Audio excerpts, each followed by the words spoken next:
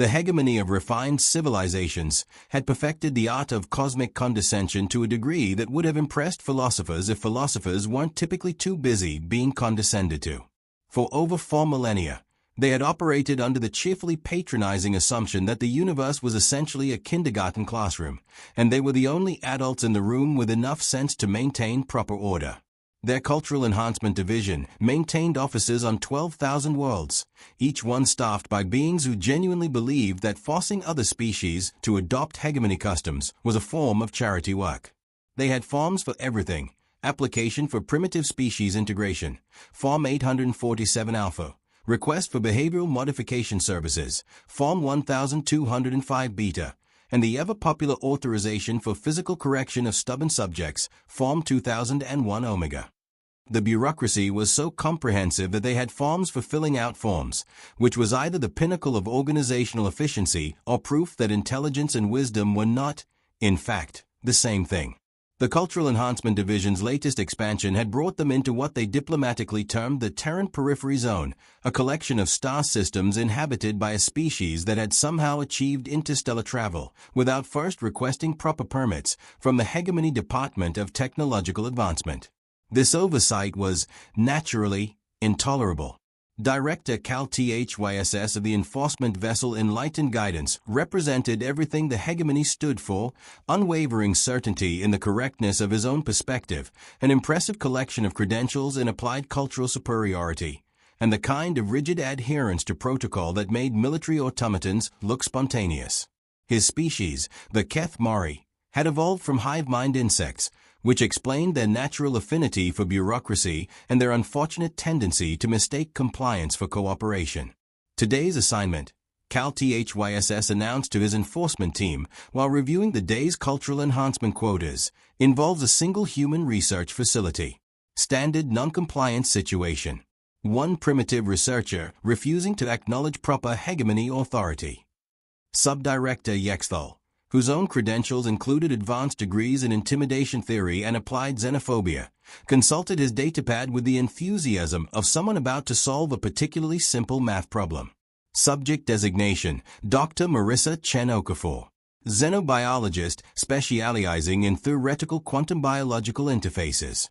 Current project involves something she calls living mathematics, which our science division has classified as impossible and therefore irrelevant. Living mathematics, Director Cal THYSS repeated, his mandibles clicking in what passed for Keth Mari amusement. These humans certainly have active imaginations. Very well. Standard Protocol 7 should suffice. Light physical correction followed by transport to nearest cultural enhancement facility. The Enlightened Guidance approached Research Station Theta 7 with the confident swagger of a cosmic hall monitor about to write someone a very stern detention slip. The station itself was unremarkable, a modest collection of laboratory modules and living quarters orbiting a particularly uninteresting brown dwarf star. The kind of place where someone might conduct research in peace, assuming they lived in a universe where peace was actually an option. Dr. Marisa Chen-Okafor was exactly the sort of person who would choose to conduct research in such a place. She possessed the rare combination of brilliant intellect and complete indifference to social convention that marked the truly dangerous scientists. Her work on quantum biological interfaces had been progressing beautifully until these bureaucratic insects decided to interrupt her with their tedious insistence on proper authority acknowledgement. When the Hegemony enforcement shuttle docked with her station, she met them at the airlock with the expression of someone whose coffee had gone cold while dealing with an unexpectedly complicated equation.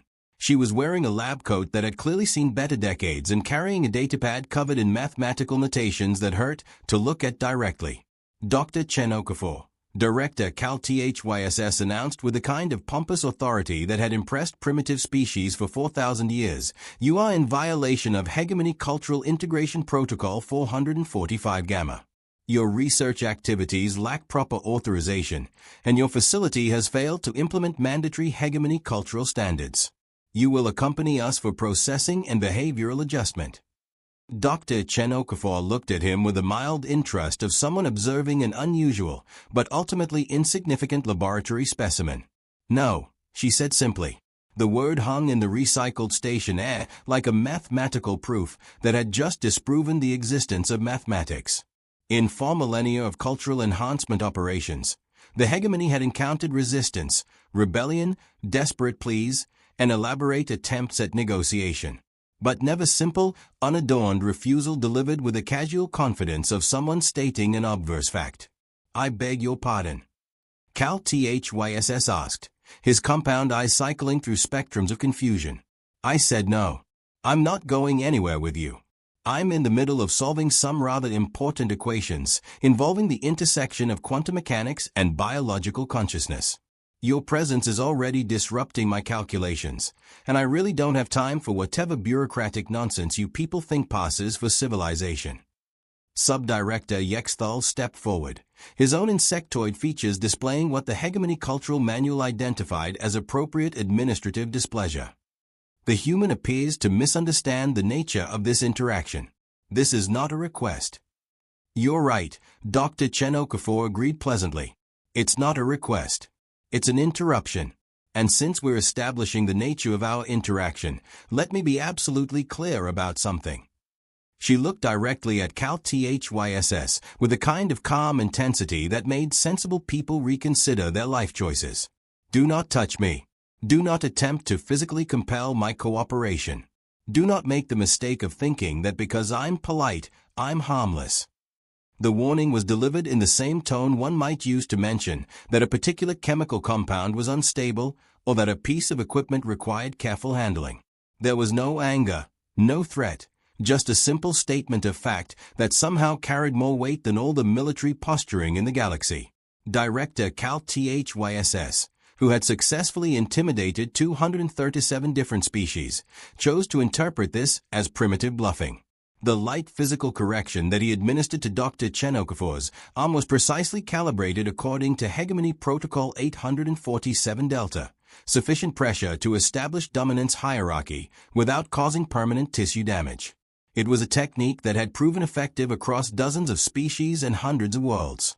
What happened next was not covered in any Hegemony training manual, primarily because the Hegemony's understanding of physics was apparently several centuries out of date. Dr. Chen-Okafor moved like a mathematical equation, solving itself in real time.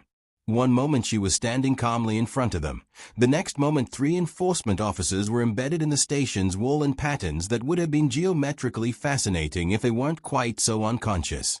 "I did mention not to touch me," she said mildly, stepping over the twitching form of Subdirector Yexthal. "Humans have developed some interesting theories about quantum biological interfaces. Turns out consciousness and quantum mechanics are more closely related than most people realize." Cal THYSS, who had somehow ended up folded into a shape that his species' exoskeleton was definitely not designed to accommodate, tried to process what had just occurred.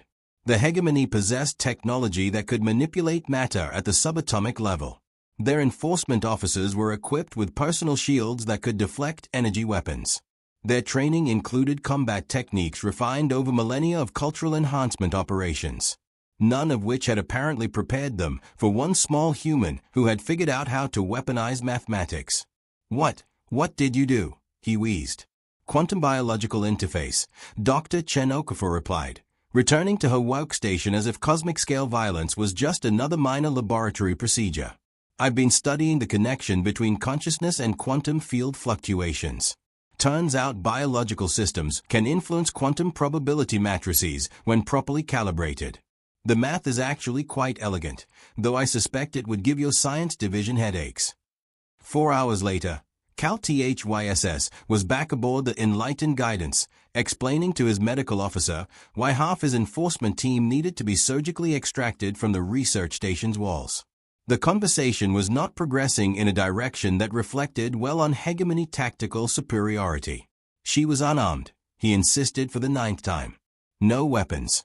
No defensive systems. No military training. Just one human conducting theoretical research.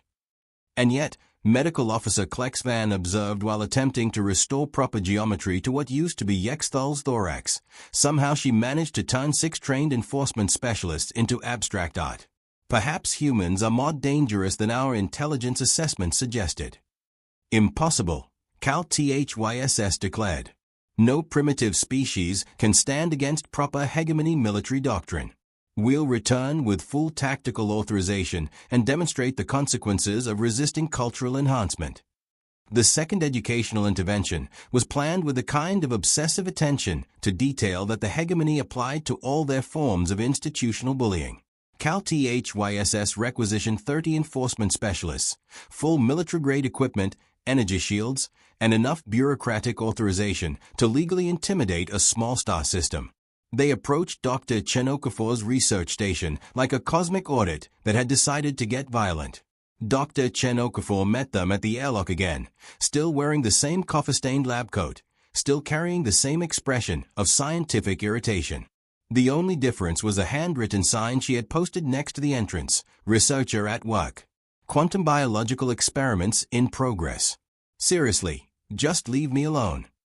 Dr. Chen-Okafor, Cal THYSS, announced through his armor's external speakers, "You have assaulted Hegemony enforcement personnel and violated Cultural Integration Protocol 445 Gamma. Surrender immediately or face enhanced behavioral correction procedures." "Enhanced behavioral correction," she repeated thoughtfully. "You people really do have a gift for euphemism, don't you?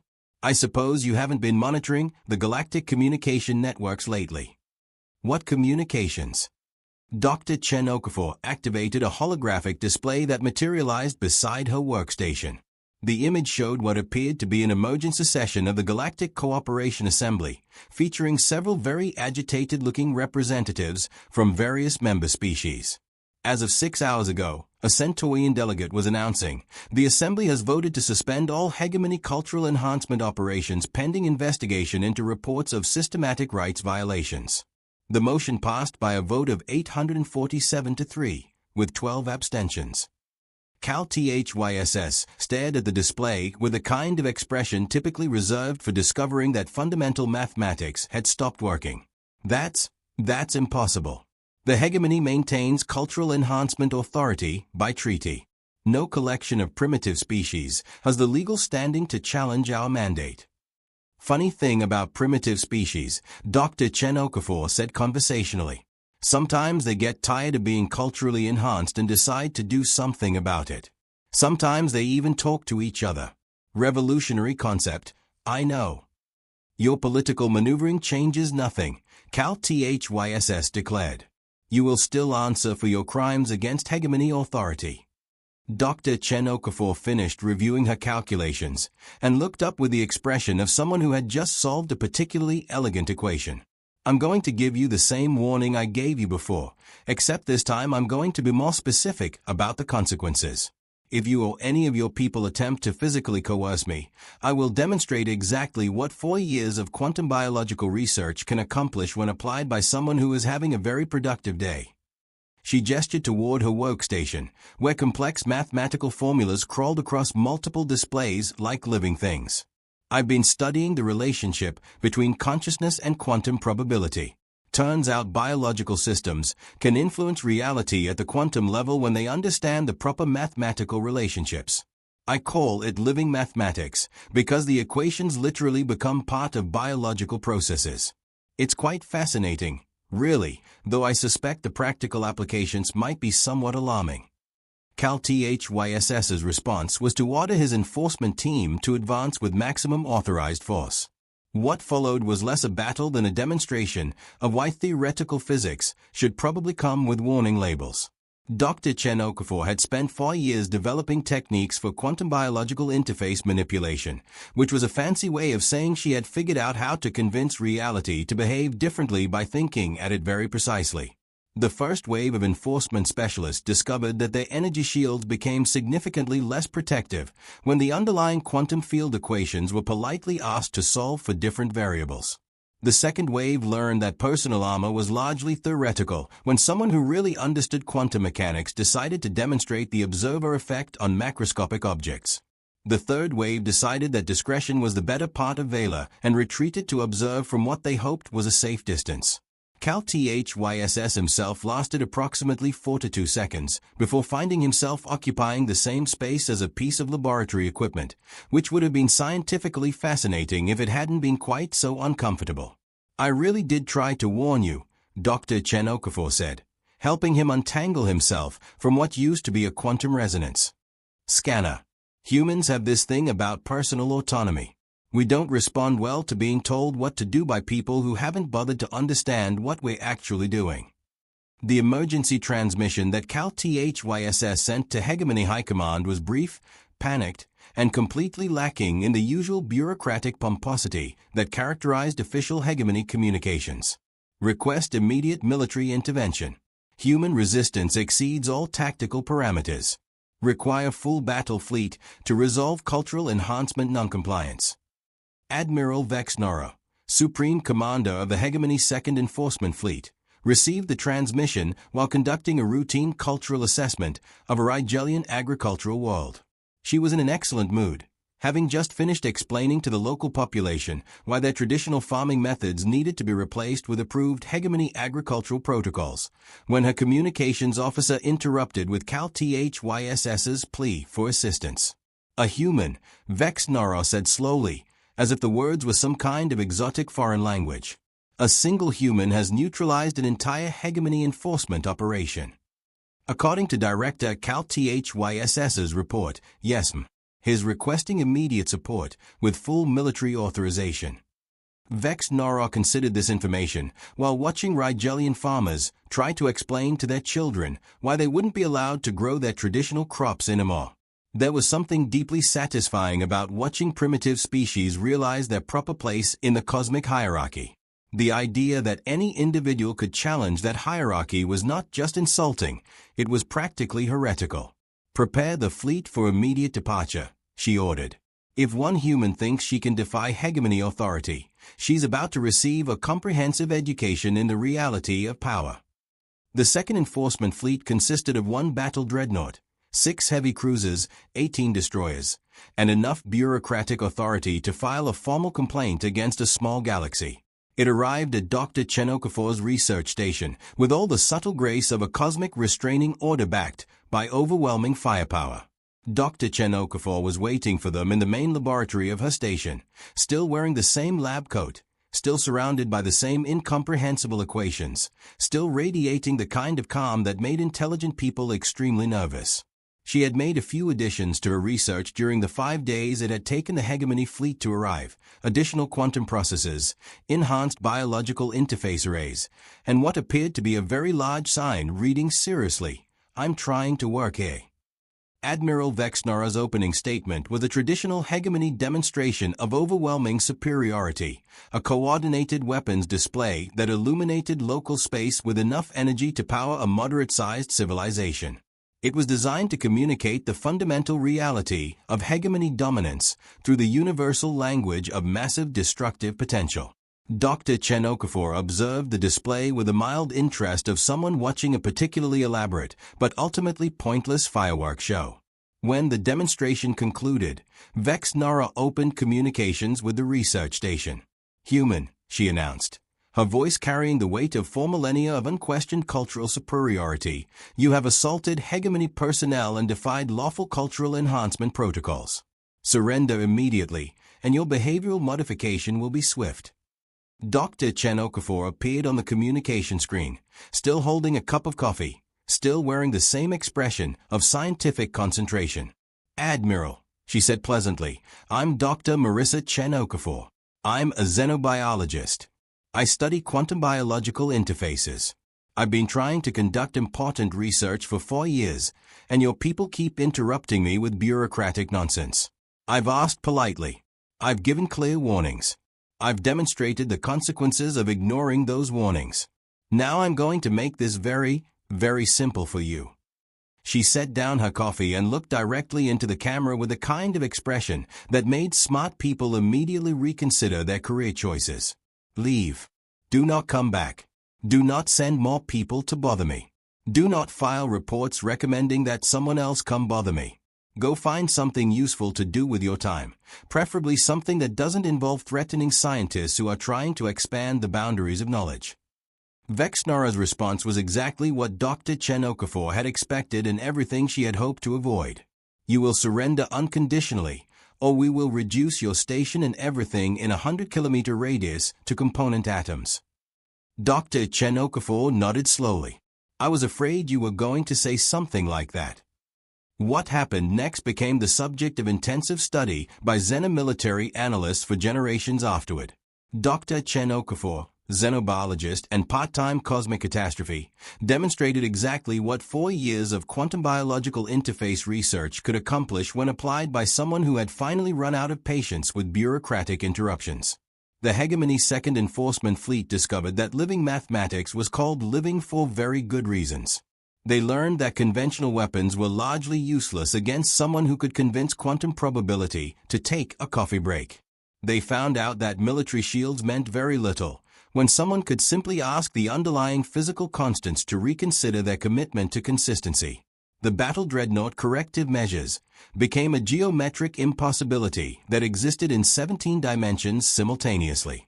The heavy cruiser cultural guidance found itself sharing the same space-time coordinates as 2 of its sister ships, which would have been academically fascinating if it hadn't been quite so catastrophic for everyone involved.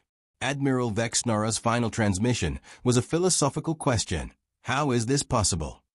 Dr. Chen-Okafor's response, broadcast on all frequencies to ensure maximum educational value, was delivered in the same patient tone she might use to explain quantum mechanics to a particularly slow undergraduate. I study the intersection of consciousness and quantum mechanics, Admiral. Living mathematics. Equations that become part of biological processes. When you understand the proper mathematical relationships, biological systems can influence quantum probability matrices.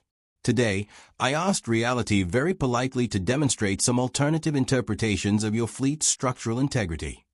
6 months later, the Hegemony of Refined Civilizations issued its first ever species classification revision, a document that fundamentally altered how they approached what they still insisted on calling cultural enhancement opportunities. The revision was brief, comprehensive, and marked with the highest possible threat assessment. Species Classification, Revision Number 1, Humans. Classification, Existential Hazard, Avoid all contact. Summary. Human species demonstrates catastrophic unpredictability when subjected to standard cultural enhancement protocols. Individual specimens capable of reality manipulation using techniques that violate fundamental assumptions about the relationship between consciousness and physical law. Specific incident, Dr. Marisa Chen-Okafor, xenobiologist, single-handedly neutralized entire Second Enforcement Fleet using living mathematics, a phenomenon our science division is still desperately trying to understand without accidentally destroying themselves in the process. Mandatory protocol. All Hegemony vessels to maintain minimum distance of 5 light-years from any human-occupied space. Any Hegemony personnel encountering human subjects should withdraw immediately and file incident reports from the safety of another star system. Additional note, Dr. Chen-Okafor has returned to her research and appears completely uninterested in expanding her activities beyond theoretical xenobiology. This situation is considered optimal as long as absolutely no one bothers her. Final directive. Remember what happened to the Second Fleet. The phrase "remember what happened to the Second Fleet" quickly entered common usage throughout Hegemony space, typically employed when someone was about to make a decision that demonstrated insufficient respect for the fundamental unpredictability of the universe. Dr. Chen-Okafor herself remained completely oblivious to her status as a galactic legend, primarily because she was far too absorbed in her research to pay attention to news feeds or diplomatic communications. Her work on quantum biological interfaces had advanced significantly, and she was close to publishing a paper that would probably revolutionize the understanding of consciousness itself, assuming she could find time to write it between declining offers of cultural exchange from various governments. The universe, it seemed, had quite a sense of irony. The Hegemony of Refined Civilizations, which had spent 4 millennia teaching other species about the importance of proper cultural hierarchy, had finally learned that lesson themselves. They had become the galaxy's most effective advocates for the radical concept of leaving brilliant scientists alone to do their work in peace. And Dr. Marisa Chen-Okafor, xenobiologist and accidental destroyer of cosmic bureaucracy, continued her research into the fundamental relationship between consciousness and reality, secure in the knowledge that she would probably not be interrupted again by anyone with functioning survival instincts.